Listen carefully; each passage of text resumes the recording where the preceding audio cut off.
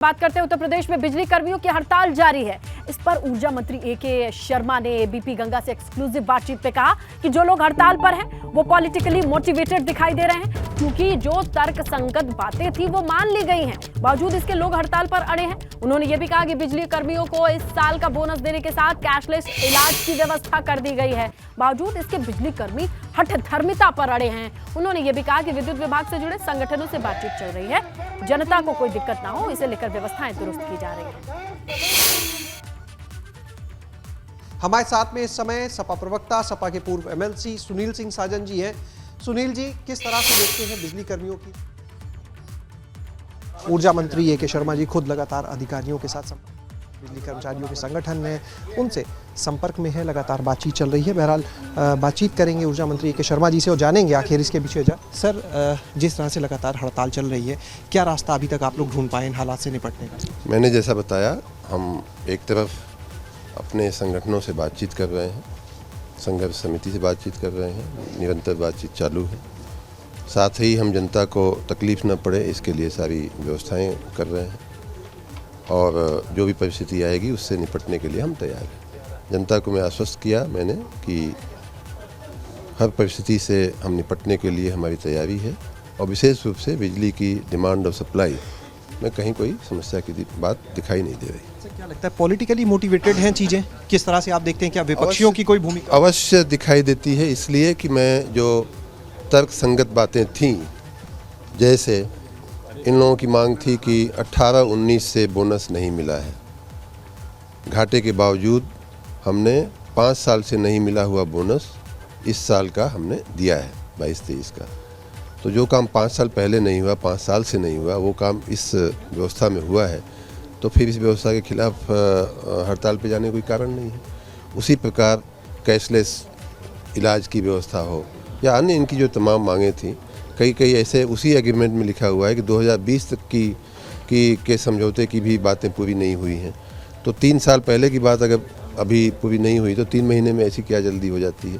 तो इसलिए मुझे अवश्य रूप से लगता है कि कहीं न कहीं इसमें उनको राजनीतिक संरक्षण या प्रोत्साहन मिल रहा है। सर, आपने एक वीडियो ट्वीट किया है जिसमें आपने दिखाया कि खुद ये लोग इंटरप्ट कर रहे हैं व्यवस्था, इंटरप्ट कर रहे हैं व्यवस्था। आपने एक वीडियो भी ट्वीट किया।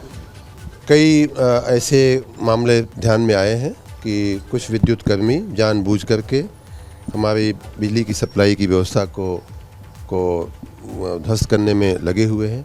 हमने जो ट्वीट किया है उसका जो आपने उल्लेख किया, सही उल्लेख किया, उस फोटो को और उस वीडियो को आप अगर देखें तो गन्ने का डंठा जो होता है वो फेंक करके और 2 तारों को सटा करके और बर्स्ट करने की व्यवस्था की गई। कई जगह ये दुष्कृत्य हुआ है।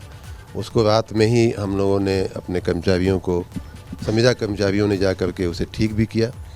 लेकिन इस प्रकार के दुष्कृत्य बिल्कुल अक्षम्य हैं। मैंने रात को भी कहा था, आज फिर कह रहा हूँ।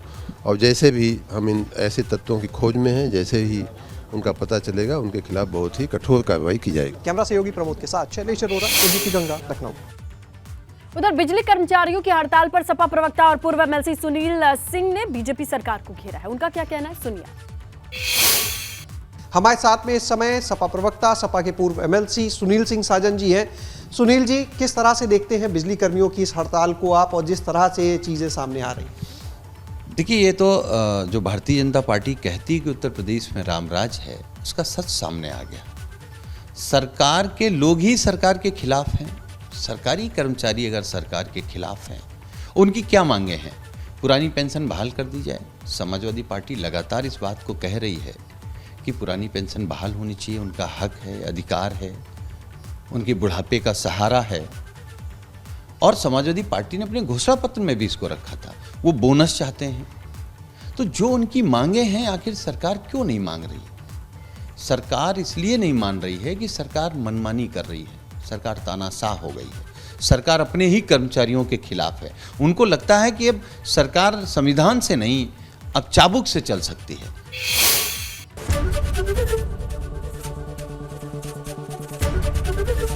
एबीपी गंगा, खबर आपकी, जुबान आपकी।